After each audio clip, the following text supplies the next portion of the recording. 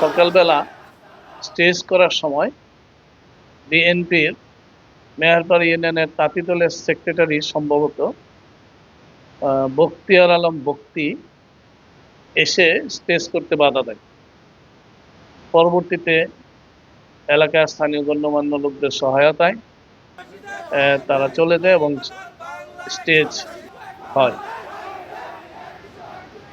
আমি যখন একেবারে শেষ দিকে বক্তব্য দিচ্ছিলাম, বক্তব্যের মাঝখানে এই বক্তি রিক্সা থেকে আসে, ঠিক স্টেজের পিছনে দাঁড়িয়ে আমাকে উদ্দেশ্য করে গালিগালাজ শুরু করে।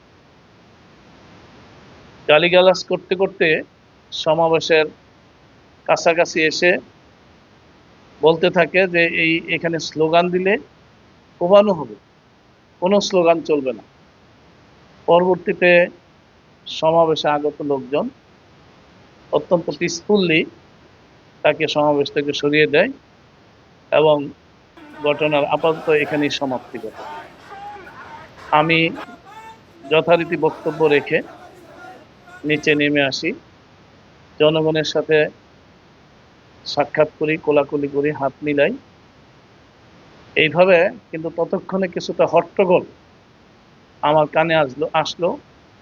তখন তাৎক্ষণিক জনগণকে সংগঠিত করে আমি মিছিল নিয়ে মাধবদীর দিকে চলে যাওয়ার জন্য রওনা হই। লোকজন আমার সাথে অধিকাংশ এসে পড়ে।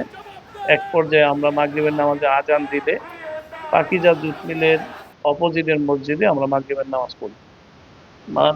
মাগরিবের নামাজ শেষে আমরা সবাইকে বিদায় দিয়ে দিই এবং আমিও আমার মতো এসে পড়ি। নতুন এবং ফিরে আসা গ্রাহকদের জন্য নগদে চলছে ক্যাশব্যাক সহ প্রতিদিন হাজারো উপহার জেতার সুযোগ। হবে আশা আর ফেরা, সারপ্রাইজ সেরা। কিছুক্ষণ পরে যারা ওখানে স্টেজ এবং ম্যানেজমেন্টের দায়িত্ব ছিল তাদের থেকে একজনে ফোন দিল যে মারাত্মকভাবে কোবাকুবি হচ্ছে, আগ্নেয়াস্ত্র শুরু করা হচ্ছে, বড় বড় সেনি, দাও, কেসি, রামদা, চাপাতি এগুলি প্রকাশ্য নিয়ে হামলা করা হচ্ছে। তখন কারেন্ট ছিল না, অন্ধকার ছিল।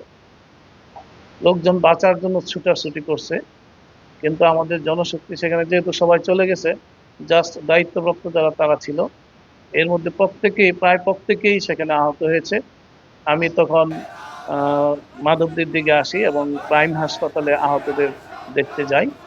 সেখানে গিয়ে দেখি যে একজনের অবস্থা খুবই খারাপ।